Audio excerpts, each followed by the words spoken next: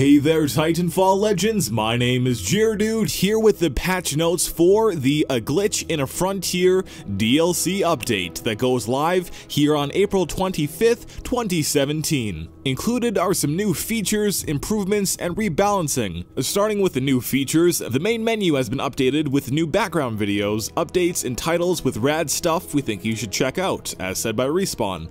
Pilot generations have been increased to 100 in total. This was previously capped at 10. Live fire game mode is now playable in private match. And lastly, for the new features, you can now choose between regular, prime, or random executions for your Titans if you own the Prime Titan. For Titan balance, all Titans melee have reduced area of effect, with the exception being Ronin. Speaking of Ronin, there was a bug with sword block where it would not always block the intended amount of incoming damage. This has been fixed. Ion's laser shot cone angle has been slightly reduced, and then for pilot balance, arc grenades now only have one charge, but they also will recharge faster. Hollow pilots can now walk through the amped wall, and they can now crouch walk. For pilot weapons, on the Mastiff, the crosshair is now smaller, so if you have a bead on an enemy, you are more likely to deal high damage. And the projectile width will increase quicker to improve consistency of damage in close quarters. With the EVA, you now need to be closer to deal max damage. To compensate with that change, the spread has been slightly increased. The Devotion receives yet another nerf in the form of reducing the near and very far damage of it while amped. For the charge rifle, it receives a small increase to its base damage. The Archer's missile tracking speed is reduced. It will still continue to track targets, but not to the extreme amount it has been since the last patch.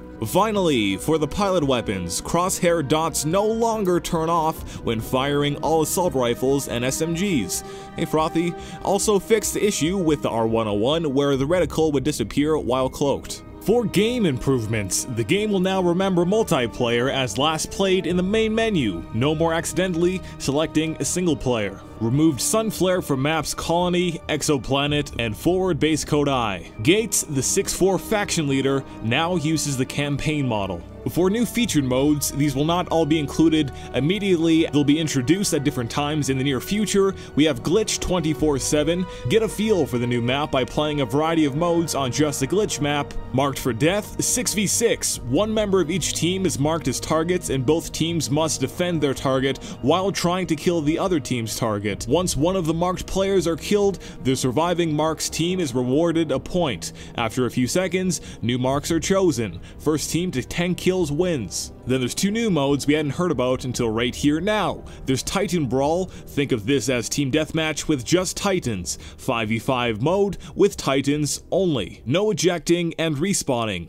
Each kill counts for 1 point, and the first team to 30 points wins. Iron Last Titan Standing. It's the last Titan standing you know and love with a few new rules. 5v5 with no ejecting and no batteries. For game mode adjustments in Capture the Flag, added a first half/second half indicators to the heads up display for CTF, fixed issue in CTF where the flag was unreturnable after being dropped by an enemy, fixed a bug in CTF where the flag could be returned by dead players, and dropped flags will now drop more reliably in areas with low ceiling clearance. In Last Titan Standing, hooked up the missing LTS voiceover line letting you know that you are the last Titan standing. Fixed an issue where players would see a black screen while waiting for players to connect. It now says jumping to location, like other modes. Updated the player status HUD elements. For matchmaking and network improvements, game will now emit a sound when it is going to connect you to a match. Respawn says our PC brethren will want to make sure to set settings, audio, sound, and background to on to hear game sounds when the game is not focused. This is for all audio, including the match-made sound. Fixes to address parties occasionally getting split up. Players that join late to party making it too large for the current playlist will now cancel matchmaking, and fixed issue where you cannot invite friends after starting a private match. Then there are some various bug fixes, but there's nothing really that major, so if you'd like to read about everything else, I've linked the full list in the description of this video. Today's question of the day: what is the biggest change you like? Feel free to let us know in the comments below, or answer silently in your head. As always, my name is Gyaradude, and until next time, stand by for Titanfall.